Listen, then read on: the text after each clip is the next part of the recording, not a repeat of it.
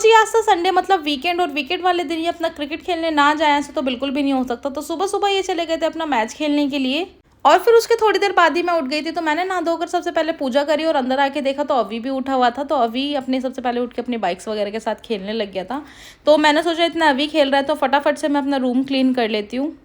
और वैसे तो घर की सफाई सुबह ही हो गई थी, बट थोड़ा-सा ये क्लीन वगैरह करने का रहता है क्योंकि अव्यान रात को अपने टॉयज़ वगैरह फैला देता है, और जब वो सोने से पहले अपने टॉयज़ के साथ खेलता है, तो वो मैं समेट रही थी यहाँ पे, क्योंकि रात को इसलिए नहीं करा था, थोड़ा शोर-शराबा होता है और अव्यान की नींद ना खराब होए और वो उठ ना जाए इस वजह से। तो ये था अव्यान का कार कलेक्शन, जो कि अलग से एक सेक्शन बनाया हुआ है भाई साहब का, क्योंकि यहाँ पर वो अपनी ईज़िली कार्स वगैरह निकाल लेता है। मैं बाहर होती हूँ या मैं किचन वगैरह में होती हूँ तो। और फिर उसके बाद मैंने अपना बेड भी ऑर्गेनाइज़ कर लिया था फटाफट से। तो रूम साफ़-सुथरा होता है तो और भी साफ़-सफ़ाई अच्छे से हो जाती है।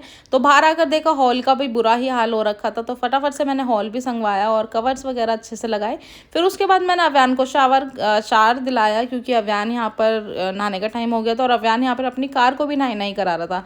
फिर लंच में मैंने बनाया था ये खट्टी-मीठी कच्चे आम की सब्ज़ी और चटनी, आप कुछ भी कह सकते हो। तो और उसके साथ राजमा, जो चटनी नहीं खाते क्योंकि इसके पापा नहीं खाते, तो वो उनके लिए राजमा बनाया था। तो फटाफट से मैंने यहाँ पे गरम-गरम रोटी बना करके सबको सर्व कर दिया था। ये भी आ गए थे बट इन्होंने मना करा था मुझे रिकॉर्ड मत करना, क्योंकि हालत बहुत ज़्यादा बुरी हो रखी थी। और फिर थोड़ा रेस्ट करने के बाद शाम को हम चले गए थे थोड़ा-सा बाहर घुमाने के लिए अव्यान को, और हमने भी सोचा था, कुछ प्लान्स तो थे हमारे कि वीकेंड पे जाएँगे बाहर, बट कुछ रीज़न्स की वजह से हमें वो कैंसिल करने पड़े। कभी-कभी होता है कि हमारे मन मुताबिक चीज़ें नहीं हो पाती हैं, तो हमें वो कैंसिल करना पड़ता है। तो सोचा अव्यान को थोड़ा पास में घुमा लाते। तो हम गए थे सीपी वाले हनुमान जी मंदिर, प्रसाद लेकर हम गए थे मंदिर के अंदर, क्योंकि आप सभी को पता है कि अव्यान की कुछ दिनों से तबीयत ठीक नहीं चल रही थी। तो उसको इसके पापा कह रहे थे चलो मंदिर लेकर के चलते हैं अव्यान को।